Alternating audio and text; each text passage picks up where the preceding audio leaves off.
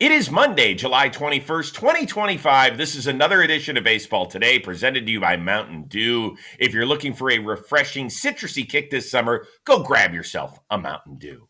That is my man, Trevor Plouffe. I am Chris Rose, producer Dan, intern Sawyer along for the ride as well. We are back after missing a week because we were busy with the All-Star game and needed a couple days off on the back end of that. But we are so happy because we are ready for our second half run. Are we not? Oh my gosh, I'm so ready. I didn't need a break. I don't know about you. I didn't need a break. I'm going. Chris, I put an Instagram post up on my last 30 days being it's still going. I'm calling it Shohei Ohtani game tonight. I'll see you at the yard. I believe it's today or tomorrow. Tomorrow. Okay. I love it. I love baseball. Feed me all the baseball. Yeah, and the next 10 days are going to be something spectacular because you're going to have some teams that are going to fall a little bit further out of the race, and then their GMs are going to get questioned about that. And then there's going to be teams that we thought were out of it and definite sellers that are going to make a little bit of a run over the next 5 or 6 days, and all of a sudden, does that change their mentality? I love this time of year. Really, until July 31st, it is on. We're at the 100-game mark. Yep. I know. Crazy. It is. All right, let's start it off with a little tip of the cap. And I'm going to give it to a guy who was actually ejected from Sunday's game down in Tampa. Ramon Laureano thought he checked his swing. They said, no, that's strike 3. So, boom, takes it out on his helmet, unbuckles the shin guard, the whole bit. Well, he got kicked out of the game. But he had the wherewithal on his way out to calm down and give a kid his batting gloves. Sometimes when you lose your shit, you are so laser focused on what just happened that you can't see the rest of the world. But I loved it that Ramon's like, oh, okay, I'm not playing. You could use these. The alternative take to that is he's so disgusted with those batting gloves that he's like, just get them away from me. I need new ones. I've done that plenty of times where like, this bat ain't working. Here, kid, you take it. Good luck. By the way, speaking of trade deadline, he's a guy that might be on the move. Like he's had a sneaky good year for maybe the most disappointing team in baseball. Are they the most disappointing? One of. I think you'd be hard-pressed to name a more disappointing team. Now you got me thinking. That's all right. We'll probably ask it as a question at some point, so don't give your answer. Atlanta? That's another good one. You're right. Probably those two teams. Probably those two teams, yeah. Yeah. If we're missing one, you can throw it down in the comments section. All right. All-Star break did not slow down the Brew Crew. Don't look now. But guess who is tied for the best record in the National League? To center. Perkins is there. Ball game over. 10 straight for the Brewers as they have swept the Dodgers in L.A. Just compete, one pitch at a time, every day. Never let the foot off the gas and just pressure. And if you keep doing that over and over, you're going to see good results. And, it's a game of ebbs and flows. We're going to get punched in the mouth here at some point, but I like this squad that we have, and I think we can, stay the course and just keep moving forward. If I had asked you 3 weeks ago to identify who that was speaking, most people would have been like, "Who's?" I know it is because he's from Minnesota. Yeah, but he's just one of the many facets of this club that is so interesting. So the big question there is, and throughout the year, we've talked about the Dodgers, we've talked about the Phillies, we've talked about the Mets, we've talked about the Cubs, maybe one or two other teams representing the National League in the World Series.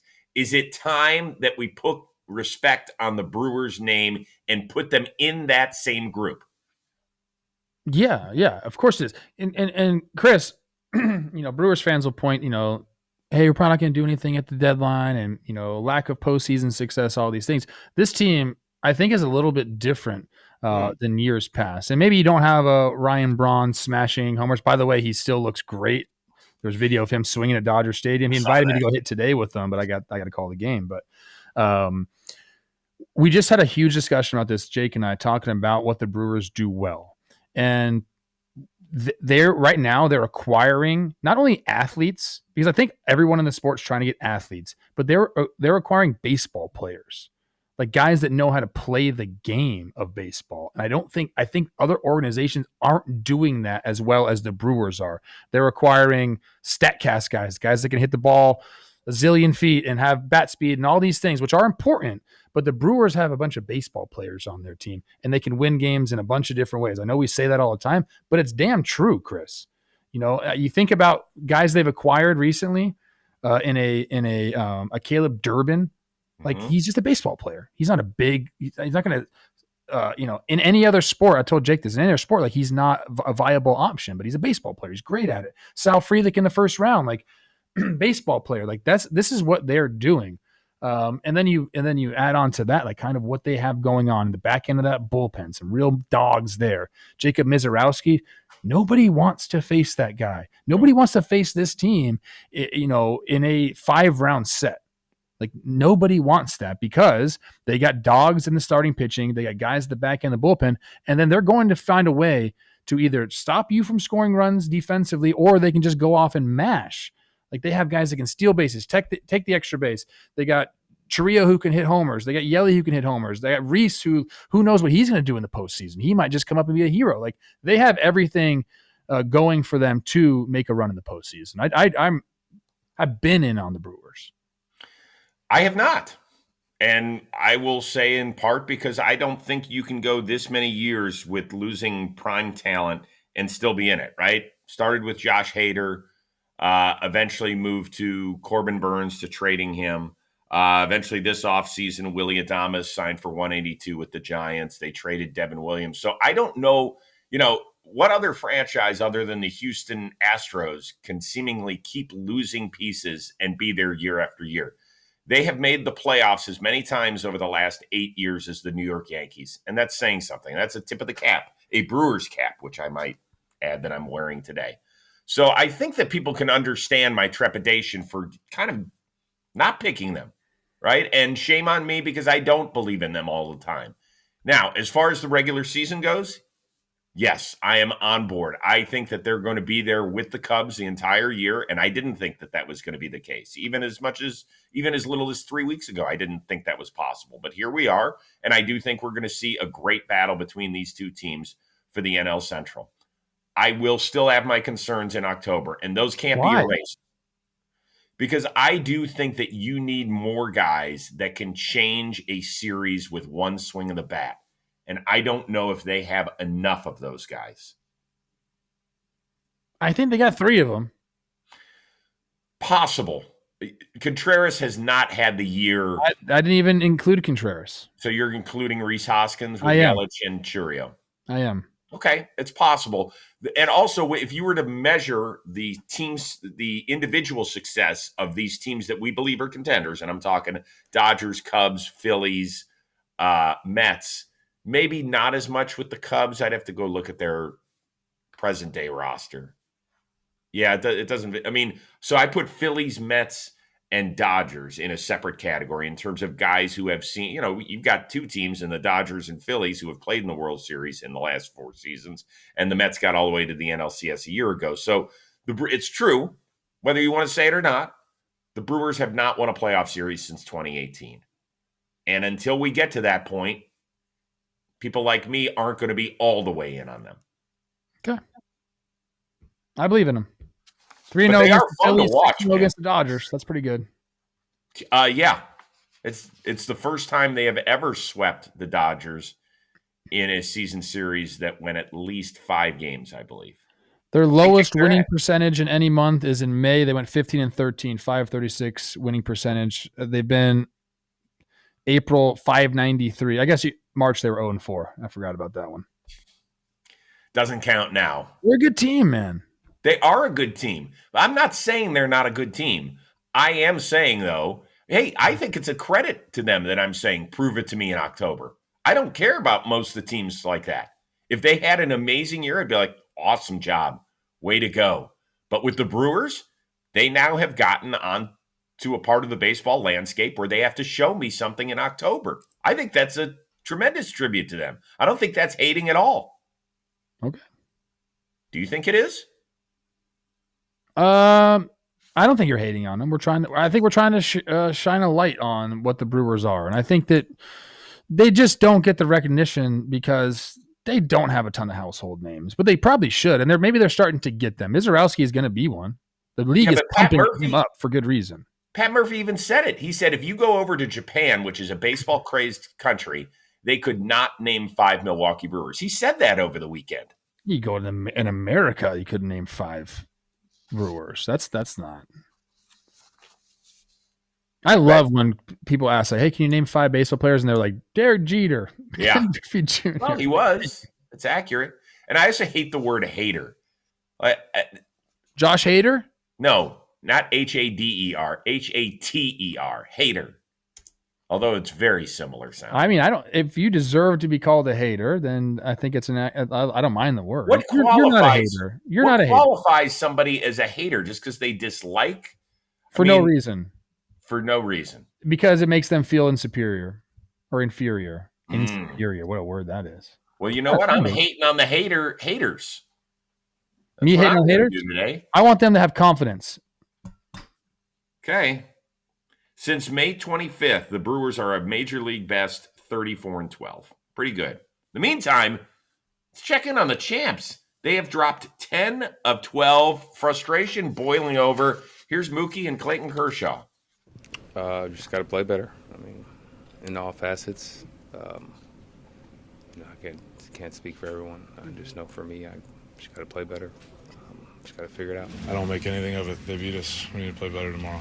I don't have much to say. I'm going to get myself in trouble. So let's just call it. Thanks. All right. I don't have much to say. I'm going to get myself in trouble. Did your ears perk up when that happened? No. I mean, that sounds like a Clayton Kershaw thing. He's pissed. They made a bunch of errors behind him. They haven't been playing good baseball as of late. Their offense has been ice cold. But they're 2 games back of the best record in baseball. Like, imagine if the Guardians or the Twins were where the Dodgers are, 58-42. Like, we'd be celebrating. You and I will be just like, yeah. So it's a rough patch of baseball. And look, they're acting like they should act. They should not act like ho-hum, we'll be fine. That's for us to say. For them, that's what they have to be like in that clubhouse. We're not playing good enough baseball. We are the Dodgers. We should be the best team in baseball. So I like that attitude. And Mookie needs to pick it up. He's having offensively, it's not been a great year for him. No. 93 OPS plus, sub 700 OPS. Like, it's time to go. And they moved him back to the leadoff spot. They said they're going to do that while Max Muncy is still injured. I don't know. It's, to me, though, at some point we have to stop saying, well, look where they are, and they still have a lead in the NL West. And right, I mean, at what point do we start saying that this team might not be as good as we anticipated? It's not time. It's baseball. So Chris, it's 162 games. Like, teams are going to run into it. I mentioned the offense has not been there for them. I think some of the bullpen has struggled as well. Mookie, last 30 games, 182 average, 504 OPS. So I would put the bulk of this on him, and I think he'd take it, and I think he'd be okay with it. I don't expect Mookie Betts to continue the way that he's playing right now offensively. Okay, so just give me a date. Give me a date of when, if it's not, I'm not talking about constantly losing 10 of 12, but I'm talking about a 500-ish team over the next month. Then do we start questioning it? 500 over the next month? Yeah, let's say that over the next 30 days or 30 games, they're 15-15, coming off this 2-10 stretch. The fact that they're 2 games back from the best record in baseball, I don't think we could be panicking just yet. Let us know. I also love that they have Esteury Ruiz on their team. I mean, that's a great playoff chess. Yes, yeah, that's exactly what I'm thinking. Terrence Gore 2.0. Yeah, great. Well, he's a little bit better than Terrence Gore. He did hit a home run yesterday. So let's get. Although I loved having Terrence Gore, I thought he was for people that forgot about Terrence Gore, he was like pinch runner specialist for the then world champion Kansas City Royals a decade ago. Let us know. When should people start panicking about the champs? Are they there yet? Give us a comment. Reason why. The whole bit. Okay. Let's move on. The hottest bat in the league belongs in Arizona, at least for now. Eugenio Suarez, who personally smoked the Cards in a 3-game sweep. Somebody pulled one down the first base line. Gino pulls one down the left field line. And it's in the bullpen and bounces in. His second consecutive multi-home run game. Suarez's home run tear continues, and it's 5-1. Yeah, I think he's got multi-homer games in like 3 of his last 5 or 6 games. It's some insane number. So what would be the bigger Diamondbacks mistake? Not trading Suarez or hanging on to him and hoping that you can snag one of those wild card berths? Where are they at right now? I think they're 4.5 out of the wild card. 4.5 out of the wild card. They're sitting right now at 50-50. It's a very difficult question. Value is sky high. Alec Boehm goes down. Isak Paredes goes down. The Yankees need a third baseman. The Mariners need a third baseman. Like, value at an all-time high. If you think about it that way, then yeah, they got to trade him. But I'm on like, what do you feel as a Diamondbacks fan? You're just back in this thing. You're not. Squad. They got a good squad, Chris.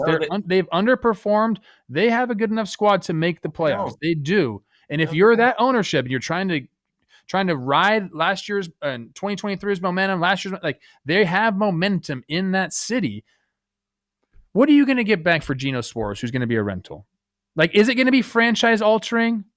Probably not. I'm not a big prospect guy. You might say it is. I don't think it's going to be. The chances of it being franchise altering or like the player that's going to get you over the hump are minute. So I understand values at an all-time high, and if that's how you want to play the game, go ahead. If I'm Kendrick running the team, I'm the owner of the team, I'm not trading him. Mike Hazen, listen closely. This is your year to not only trade Eugenio Suarez, but package him with Merrill Kelly, who is also a free agent to be. There are It's brutal. At least 2 teams that need the combination of third base and starting. What are you going to get back? One resides in the Bronx and the other on the north side of Chicago. And then if you wanted to deal them individually, I agree that most times when you deal a strict rental that is not a closer, it's not great. The return is usually not great. But I think this is the year. Because let's be honest, do you think that the Arizona Diamondbacks, let's just start with the simple stuff. Are they a wild card team today? They're not. Okay. Do they feel like they could win multiple playoff series with the way that their bullpen is? So go get bullpen help, Chris. Oh, stop. What? No. Oh, no, they can't add? Why? I don't feel like they're going to. This is the problem, Chris. What's that? You giving up on a season when you're 500 within striking distance of a wild card. They're a better team than they've showed. Are they better than let's play this game? Yes, they're better than the Giants. Yes, they're better than Cincinnati. Are they better than the Padres? Damn close.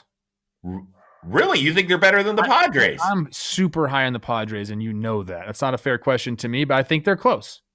Are they? I think they could be a wild card team. That's what you're getting at. I think they could be a wild card team. You do. Okay, maybe they're a fringe wild card team at best. So like this, but that's the problem. Was like trade them for what? What are you going to get back? Well, maybe it's best prospect in an organization. Maybe it's Pete Crow Armstrong. That's okay. Fernando Tatis Jr. for James Shield. I can do that too, but like, let's name the 98 rest of the 100 that didn't work out. Of those. I'm not going to disagree with you. There are a ton of those that never made it to the major leagues. It's weighed way more heavily on that side. What are the odds of them winning the World Series right now? No idea. They got to the World Series in 2023, didn't they? They sure did. Like so they used that. They used whatever baseball mojo they had in 2023. There is none left in 2025. Mike Hazen is a good baseball man, a smart dude, by all accounts, a great human being. Do the right thing and trade Eugenio Suarez. You've got at least 5 teams: New York, Seattle, Chicago. Let's see here. Who else did I write down that Philly could be interesting? Yeah, Philly, I suppose. There's got to be 1 or 2 others.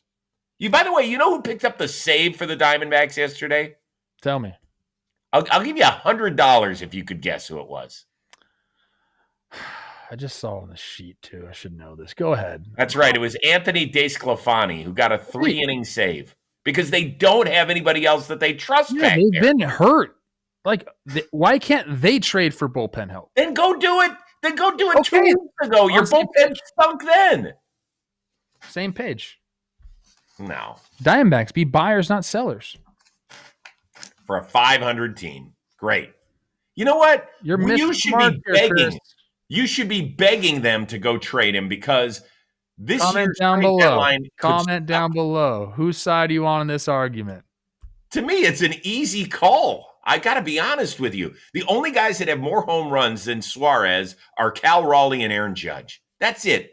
Detroit was another one, and Milwaukee's another one. I think Detroit could use him right-handed pop. Torkelson's basically their only right-handed pop. Leads the majors in homers since June 1st with 20. 85 runs driven. That's the most in Major League Baseball. Last 162 games, 55 homers, 138 runs driven in.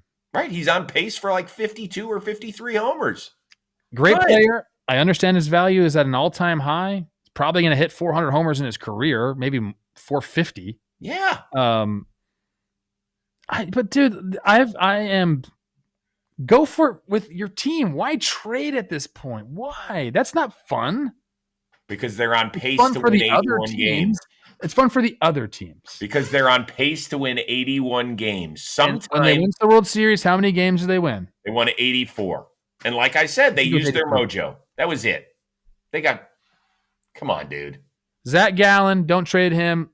Get all the compensatory picks. Offer the qualifying offer to everybody. How many can you get? Can you get like 5? Because they might. Merrill Kelly, Zach Gallen, Eugenio Suarez. I know I'm missing somebody else, aren't I? Josh Naylor. What? He definitely should go. Qualifying offer? That's what I'm saying. Oh. So you're going to get 3 compensatory picks. I can't say that word right now. You're putting the emphasis on the wrong syllable. Yeah, I'm sorry. I've been talking a lot lately. I'm over my own voice. It's compensatory. Myself in the but it's adorable the way you're trying to say it. I love that. All right. We got to keep going. Today's episode of Baseball Today is sponsored by Mando. If there's one thing we are not messing around with this summer, it's our deodorant. Mando deodorant and sweat control. It is built for the season. It blocks odor all day. It controls sweat. It is powerful on pits, but gentle on the skin. And it's not your typical drugstore stick. It's a high-performance pit shield. As somebody who has tried it, I can tell you the stuff works everywhere. Pits, thighs, and yes, even those awkward spots, if you know what I'm talking about. Mando's starter pack. It is perfect for new customers. It comes with a solid stick deodorant, cream tube deodorant, 2 free products of your choice, like the mini body wash, the deodorant wipes, and free shipping. As a special offer for our listeners, new customers get 20% off site-wide with our exclusive code. So use the code JMBaseball at shopmando.com. 20% off site-wide and free shipping. That is SHOPMANDO.com. Please support our show. Tell them that we sent you. Mando's got you covered. Protect your pits. Smell great while doing it. And I sure as heck could have used it in Atlanta. Instead, I forgot it at home, and I paid the price on the red carpet, which we will talk about momentarily. Okay, Yankees, they took 2 of 3 from the Braves. Maybe the most interesting thing beside Ronald Acuna's throw, which was incredible, by the way. MLB is also investigating an incident that took place Saturday night. Jazz Chisholm was actually on second base, and for the second time in like less than 2 weeks, the Yankees were relaying signs. Anthony Volpe gets a sac fly on the play. You can see Chaz doing his thing. Then we see Chaz is over at third, and he starts doing this toward the Braves dugout. Well, apparently that was toward Braves coach Eddie Perez. There was a shot of him in the dugout, and he was pointing to his head. And some people were wondering whether or not that meant, hey, you better stop doing that or you're going to get a baseball in that direction. Here's Aaron Boone after the game. What's going on between Jazz and the Braves bench? I'm not entirely sure. But I know they were saying some things that will probably be looked at and should be. He's in there when you hit him in the head. That's what they were talking about on TV. Yeah, there was some. I don't know exactly what was said, but they were talking about stuff like that. Yeah. Okay. As for Eddie Perez, he did give out a quote. He said, "I was just saying to Jazz, be smart. I like the guy. He's one of my favorites. He got mad about it. I don't know why he got mad about it. So I was like, take it easy." And he started doing some stuff. How big a deal is this whole investigation? Well, look, I hate when coaches go after players. Like, dude, that is kind of my rule. If you're a coach, Talk to the coaches. Don't talk to the players. And Jazz is, going back and forth. So I guess at some point you have to respond. You should try not to. I understand it's in the heat of the moment. It's difficult to do it. I don't like that he went here and then here. Because either way, if he's saying, yeah, use your head, we're going to hit you if you keep doing that. Like, either way, it's like, why? Why are you going to hit Jazz? Because he was signaling pitches from second base? Like, that is okay in the game of baseball. If you don't like it, stop giving a tell. Stop showing what pitch you're going to be throwing. Like, that's just part of the game. And I guarantee, wasn't it Eddie Perez? I guarantee in Eddie Perez's playing days, I'm assuming he was a player, they did all the same stuff. Like, this is not something new. Well, what do you got? Not only was he a player, he was Greg Maddox's personal catcher. I'm not familiar. Maybe I should have gotten into it. No, but that's why I'm here to help. I'm old enough to you are. Remember Eddie Perez's entire career. So as a former catcher, he should understand, out of all people, the importance of that part of the game, right? Yeah, and again, I'm not going to say 100% certainty he was like, we're going to hit you in the head. Right, that's not fair for us to say. We don't know. Because I don't know. Don't like that you made the gesture, but like, why are you? Yeah, like, I just don't like the back and forth between player coach, and then like you definitely said, I'm going to hit, like, we're going to hit you, like right here. No, go back, go forward a little bit. He points to his ribs at some point. I guess I missed it, whatever. But why? Why hit someone for doing something that's part of the game of baseball? Yeah, that's what I don't understand is people getting upset. And that's where you have to lend your expertise, because you know what goes on in between those lines. And for you're not happy that it's going on. You don't want people to give pitches away, but it's not like that's what you're supposed to do. Like, that's a good baseball play right there. That's not something that's frowned upon or should ever be frowned upon. That is game within the game. That's what makes baseball beautiful. And the Yankees have been all over the place with this. So their advanced scouting department is absolutely crushing it. They're finding things. Like, every single team has the ability to do this. There's a zillion camera angles that they have access to. I'm talking, dude, every angle you could think of. And they got guys, every team should, I don't know if the Rockies do, although, shout out, kick my Twins, but every team should be finding these tells, and they are finding these tells, but it seems like the Yankees have been doing it better than everybody else lately. Interesting. Yeah, we'll see what the league, I don't know how the league, unless there's a microphone in the dugout and you hear Eddie Perez say, hey, we're going to hit you, or you better watch your head, or something like that. I don't know how they're going to prove that that's what happened. There's no way he was like, I'm going to get you in the head. That's just crazy. Very rarely have we seen stuff like that.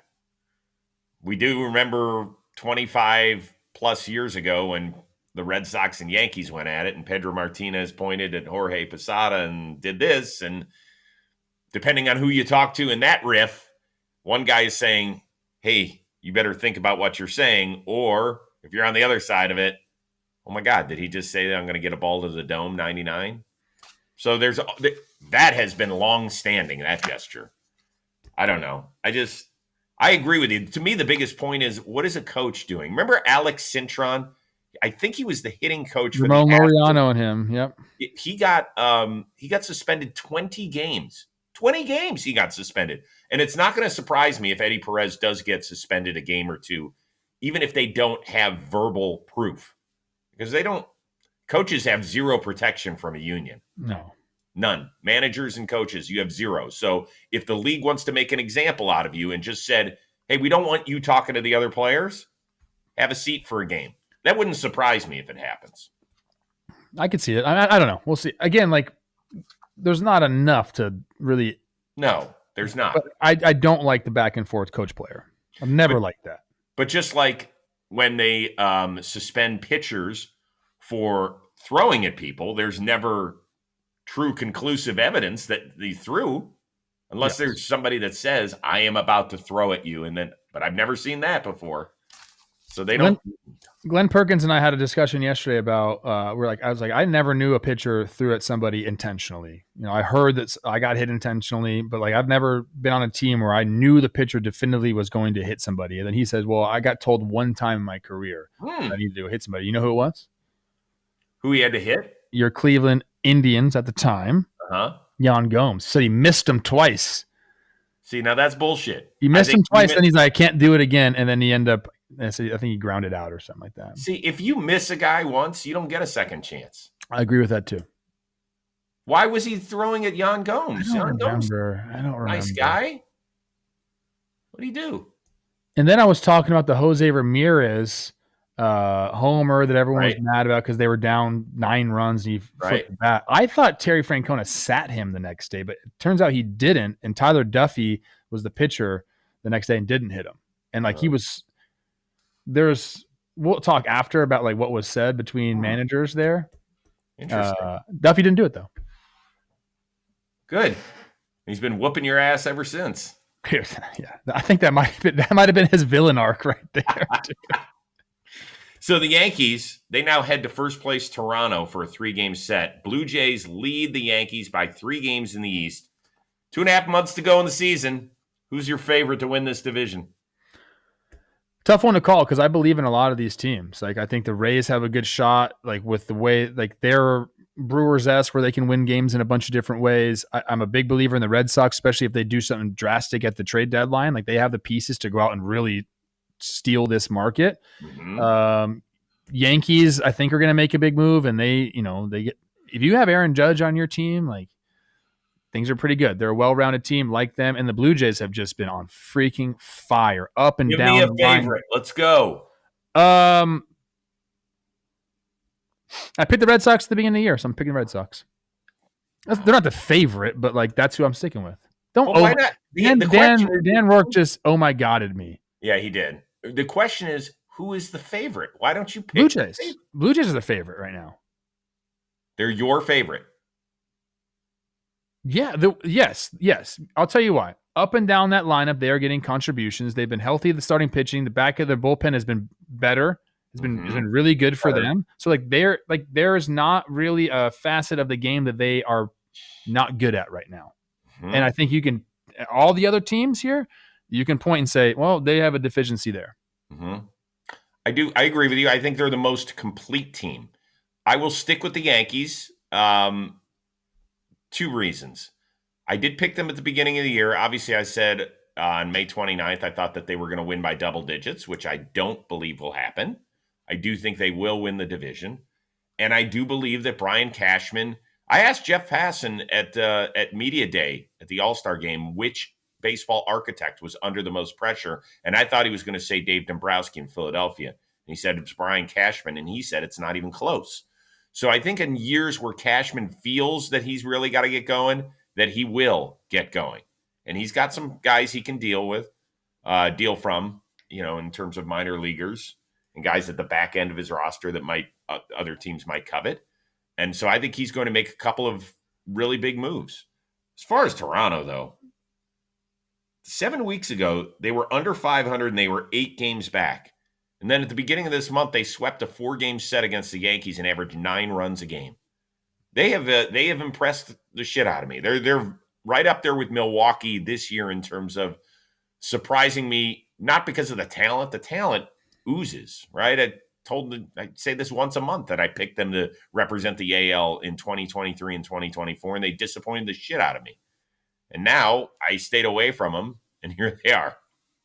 Yeah, I mean, the biggest difference has been the bullpen by far. I mean, second in the league in Ks per 9, hits per 9 as well. The offense has been incredible, first in average for them. And again, I think Addison Barter's been the biggest difference. I called that early on. He looks like a real deal player, and he's crushed it.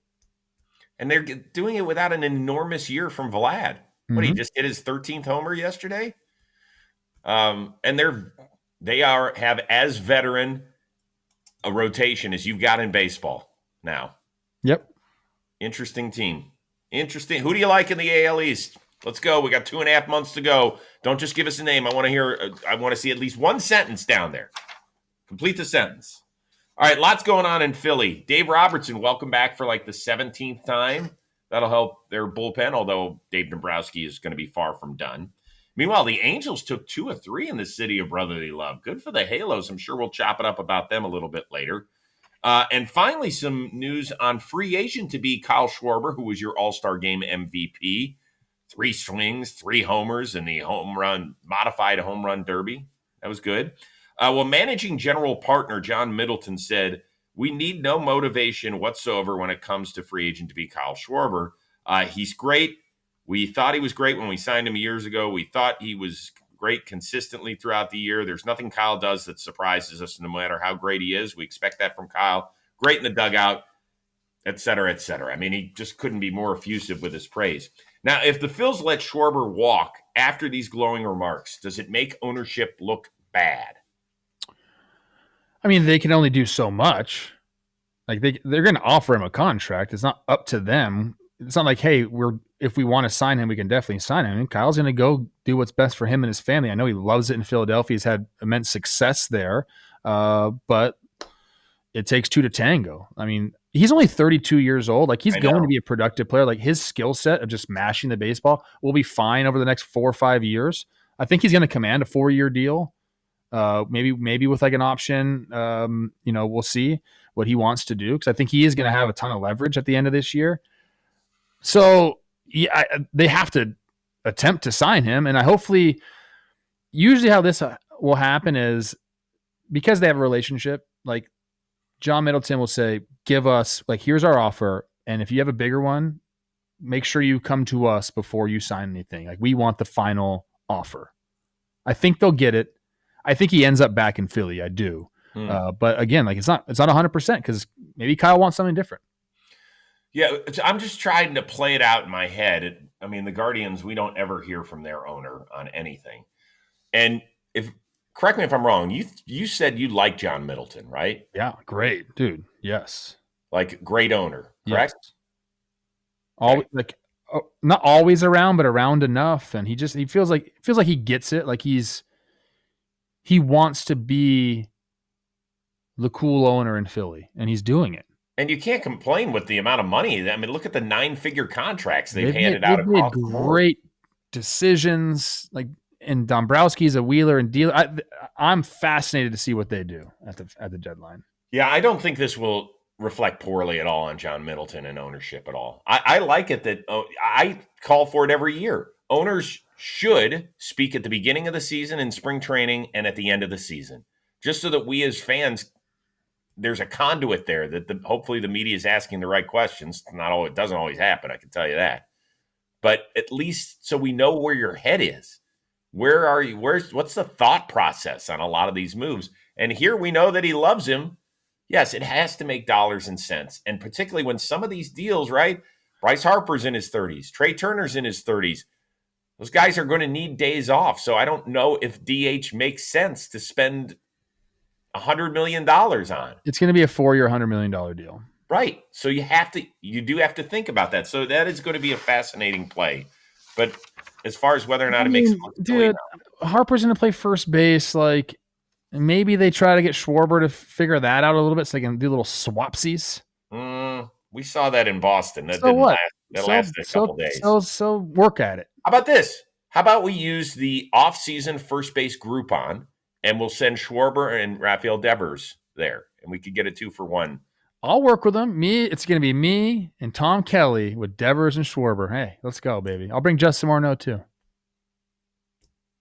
I think there might be, I love you, but there might be a few other first basemen I would prefer to have going over the nuances. See, this is where you're wrong, Chris, because you're like, oh, these guys are so great. I had to make the transition to first base. Oh, okay. So I know about that process. Oh, okay. Well, what about Albert Pujols? You always undermine my career. I do not undermine your career. Yeah, you do. It's tough for me. I'm not.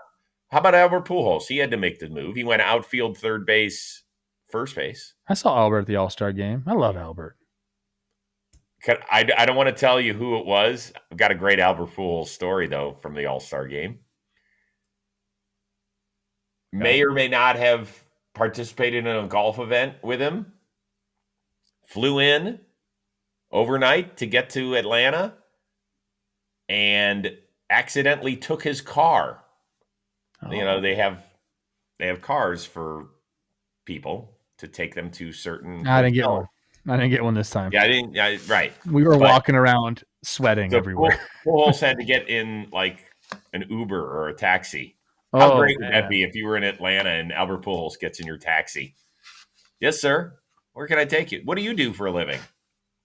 It's a great one. He says nothing. I'm retired. Right. Wow, it must be great. Yeah, I put in like 16 really tough years. All right, folks, let's be real. Most skincare products, they aren't made for men. And when they are, they're usually not great. They're complicated, they're packed with questionable ingredients, or they just don't deliver good results. That's where our friends at Caldera Lab come in.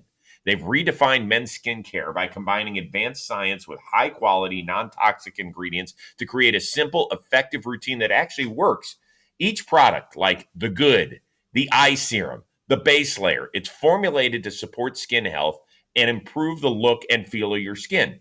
In fact, in a consumer study, men who use Caldera Lab products reported noticeable improvements. 100% said their skin looked smoother and healthier. Almost 97% saw an improvement in skin hydration and texture, and almost 94% said their skin had a more youthful appearance. Folks, skincare, it doesn't have to be complicated, and it is very important, dudes. I know sometimes you sit there and you think, no, I'm not going to put that stuff on my face. Well, you damn well better, or you're going to start looking like a catcher's mitt before the age of 50.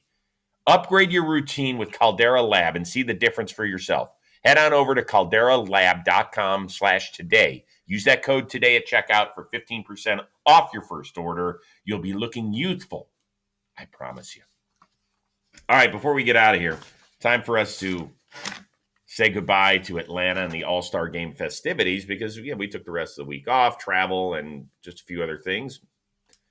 We had a great time together. We got to hang out on the red carpet, the steamy red carpet. You still think that Livy Dunn was smiling at you, don't you? I did not say that. Stop it. Yes, Chris. you did. First you of all, did. Literally was smiling at me. She was smiling at you because you were asking the question. Yeah, that's fine. Okay, listen, I'm happily married. Paul Ski and stud, Livy Dunn. They're the most electric couple I've been around in some time. Great. By the way, look at that picture. Who else is smiling at you? There's 3 people smiling at you. You're making this out to be something that's not, Chris. I don't like that. To be honest with you, I do not like that. We had a great time in the All-Star Game. A little behind the curtain here. We didn't know we were going to be on the red carpet. We thought we were going to be at the red carpet. We started setting up behind the barrier and no, you guys are on the carpet. So next year, I think we'll be better equipped. We weren't really there. That's a nice picture. Yeah, that's just hanging out in our backyard. Where did we go? That was the MLB mansion? That was to go to the mansion. That was fun. Also very sweaty there. I do want to say, if you're a clothing place that does nice stuff, if you want to outfit me and Chris Rose, we're looking right now for next year in Philadelphia. We'll be on the red carpet again, I assume. I didn't think we looked bad though. We didn't look bad, but we didn't look great.